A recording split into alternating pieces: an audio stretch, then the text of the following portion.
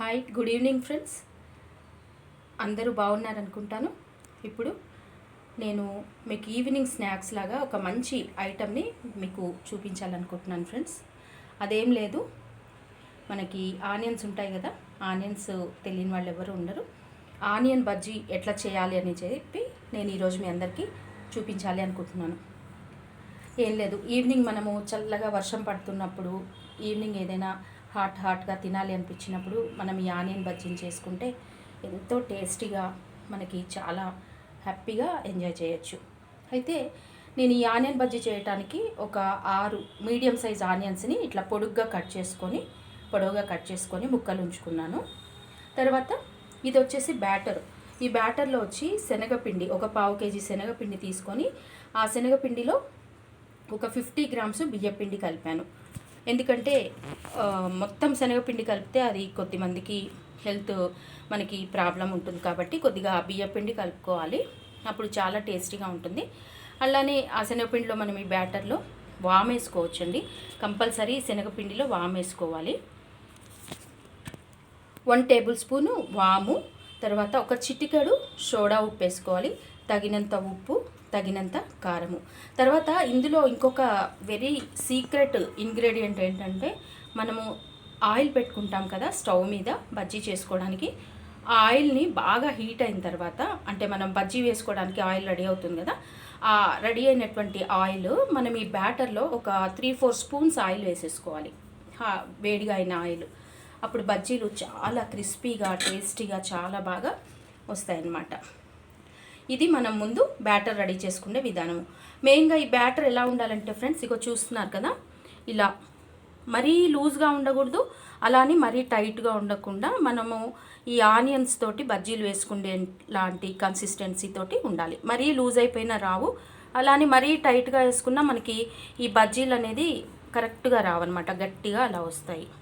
ఈ కన్సిస్టెన్సీలో మనకి మరీ జారినట్టు ఉండకూడదు, అలానే టైట్గా ఉండకుండా చూసుకోవాలి. ఉప్పు, కారము, నేను చెప్పిన ఇంగ్రీడియంట్స్ అన్నీ కూడా మీకు ఎలాగా సరిపడితే అలా వేసుకోండి.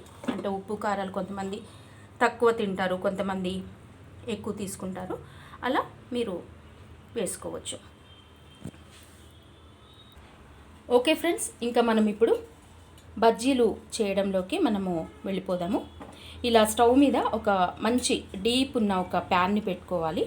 ఆ ప్యాను మన ఫ్లేమ్ కూడా కొద్దిగా హైలో పెట్టుకుంటే ఆయిల్ అనేది బాగా హీట్ అవుతుంది. ఆయిల్ అనేది కూడా బాగా హీట్ అవ్వాలి, అవ్వకపోతే మనకి బజ్జీలు సరిగా ఫ్రై అవ్వవు. అయితే గట్టిగా అన్న అవుతాయి, లేకపోతే మెత్తగా అన్న అలా వస్తాయి అన్నమాట. అంటే మనం చేసుకోవడానికి కరెక్ట్గా మనము తినడానికి వచ్చేలాగా ఉండదు. బాగా కొద్దిగా హై ఫ్లేమ్లో ఉంచాలి. చూస్తున్నారు కదా ఫ్రెండ్స్, ఆయిల్ని బాగా కొద్దిసేపు మనం ఒక 5-10 minutes ఇలాగా ఉంచితే ఆయిల్ అనేది బాగా హీట్ అవుతుంది. మనకి ఆయిల్ హీట్ అయిందా లేదా అని తెలుసుకోవాలనంటే కొద్దిగా మనం బజ్జీ పిండిని తీసుకొని కొద్దిగా ఆయిల్లో వేసి చూస్తే ఆ పిండి అనేది కొద్దిసేపటికి అలా పైకి తేలాలి ఆయిల్లో. అలా తేలింది అని అంటే మన ఆయిల్ చక్కగా ఇప్పుడు కరెక్ట్గా బజ్జీలు చేసుకోవడానికి రెడీ అయినట్టు. ఓకే ఫ్రెండ్స్, ఇప్పుడు మనం వేసుకున్న పిండి బజ్జీలు అనేవి బ్రౌనిష్ కలర్లోకి వచ్చాయి. అంటే మనకి ఆయిల్ ఇప్పుడు కరెక్ట్గా మనకి ఆయిల్ హీట్ అయింది. ఇప్పుడు మనము ఈ ముక్కల్ని ఒక్కొక్క ముక్కని ఆనియన్స్ని తీసుకొని మనం ఆ బ్యాటర్లో ముంచేసి ఆయిల్లో వేసుకుందాము. జాగ్రత్తగా చేసుకోండి, వేడి హీట్ తగలకుండా. ఇలా ఆనియన్స్ ఒక్కొక్కటి వేసుకొని ఆ పిండిలో ముంచి మనము ఆయిల్లో వేసుకోవాలి.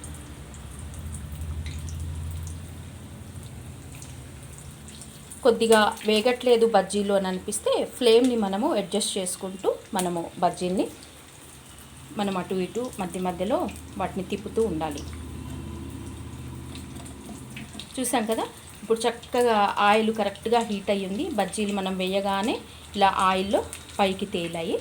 మనము అవి మరీ తెల్లగా ఉండకూడదు, అట్లానే మరీ బ్లాక్గా కాకుండా కరెక్ట్గా మీడియంగా బ్రౌనిష్లోకి వచ్చిన తర్వాత మనం వాటిని బజ్జీని తీసుకోవాలి. చూస్తున్నారు కదా ఫ్రెండ్స్, ఇదిగోండి మనం ఆయిల్లో వేసిన తర్వాత ఒక 2-3 నిమిషాలు ఫ్రై అయిన తర్వాత బజ్జీలు చూసారు కదా, మీకు కలర్ కనిపిస్తుందా, బ్రౌనిష్ కలర్లోకి వచ్చాయి. లేదు కొద్దిగా మనకి అంత బ్రౌనిష్లో రాలేదు ఇంకా అనంటే కొద్దిసేపు ఒక హాఫ్ మినిట్ 1 మినిట్ అట్లా మళ్ళీ మనము ఫ్రై చేసుకోవచ్చు. కాకపోతే ఇప్పుడు కరెక్ట్గా ఫ్రై అయ్యాయి చూడండి, మనకు అనుకున్న విధంగా రెడ్ కలర్లోకి చక్కగా ఫ్రై అయిపోయినాయి. మళ్ళీ మనం ఎక్కువసేపు ఉంచామనుకోండి మరి ఇవి మాడిపోయే ప్రమాదం ఉంటుంది. కాబట్టి ఈ బ్రౌనిష్గా రెడ్డిష్గా అయిన తర్వాతనే మనము బజ్జీల్ని పక్కన ఒక పళ్ళెంలోకి తీసుకోవాలి. ఇలా మనము మళ్ళీ ఇంకొక కొన్ని బజ్జీలని మళ్ళీ మనము పిండిలో కలిపి మళ్ళీ మనం ఆయిల్లో వేసుకున్నాము. కానీ గుర్తుంచుకోండి, తప్పకుండా ఆయిల్ మాత్రం కంపల్సరీ సరిగ్గా బాయిల్ అయ్యి ఉండాలి. లేకపోతే మనకి అనుకున్న విధంగా మనకి బజ్జీలు అనేది రావు. ఇలా మనం వేయగానే చూసారు కదా ఆయిల్లో ఎంత చక్కగా బజ్జీలు తేలుతున్నాయో, అలా బజ్జీలు పైకి తేలుతూ ఉండాలి. అప్పుడే మనకి ఆయిల్ అది సరిగ్గా హీట్ అయినట్టు అర్థం. బజ్జీలు కూడా చక్కగా క్రిస్పీగా మనం అనుకున్న విధంగా ఫ్రై అవుతాయి. ఫ్లేమ్ కూడా చూసారు కదా, మీడియం కంటే కొంచెం హైలో ఉంచుకుంటే మనకి ఎప్పుడు కూడా మనం అనుకున్న విధంగా ఆయిల్ అనేది హీట్ అయ్యి బజ్జీలు చేసుకోవడానికి మనకి కన్వీనియంట్గా ఉంటుంది. చూస్తున్నాం కదా, ఇప్పుడు బజ్జీలు వేసాము. మళ్ళీ ఒక 1-2 మినిట్స్ మనం ఇట్లా ఉంచేసి ఫ్రై చేసుకొని పక్కకు తీసుకోవాలి. చూద్దాం 1 మినిట్ తర్వాత మళ్ళీ మనం బజ్జీని పక్కకు తీద్దాము. ఇదిగోండి ఫ్రెండ్స్, చక్కటి ఆనియన్ బజ్జీ. ఇదిగోండి, నేను కొద్దిగా పల్లీ చట్నీతోటి ఇప్పుడు ఈ బజ్జీల్ని టేస్ట్ చేయబోతున్నాను. చక్కగా మనం ఈ ఆనియన్ బజ్జీ పైన చాట్ మసాలా పౌడరు వేసుకోవచ్చండి. చాలా బాగుంటుంది, పుల్ల పుల్లగా చాలా టేస్టీగా ఉంటుంది. అలాగే పల్లీ చట్నీతోటి, కొంతమందికి సాస్ తోటి తినడం కూడా ఇష్టం ఉంటుంది. చాలా టేస్టీగా వచ్చాయండి. చూస్తున్నారు కదా ఎంత చక్కగా ఆనియన్ బజ్జీ మంచి బ్రౌనిష్ కలర్లో పల్లీ చట్నీతోటి నేను ఇప్పుడు వీటిని టేస్ట్ చేయబోతున్నాను. అయితే మనం ఈ బజ్జీలు ఇంకా ఆలుతో చేసుకోవచ్చు, పాలకూరతోటి చేసుకోవచ్చు, బచ్చల కూరతో చేసుకోవచ్చు, తర్వాత తమలపాకులతో చేసుకోవచ్చు, వామాకులతోటి చేసుకోవచ్చు అండి. ఎంతో టేస్టీగా ఉంటాయి. ఓకేనా ఫ్రెండ్స్, మీరందరూ కూడా నేను చెప్పిన విధంగా మీరు కూడా ఈ బజ్జీని ట్రై చేసి మీ కామెంట్ని నాకు తెలియచేయండి. బాయ్ ఫ్రెండ్స్, మళ్ళీ ఇంకొక మంచి వ్లాగ్ తోటి మీ ముందుకు వస్తాను.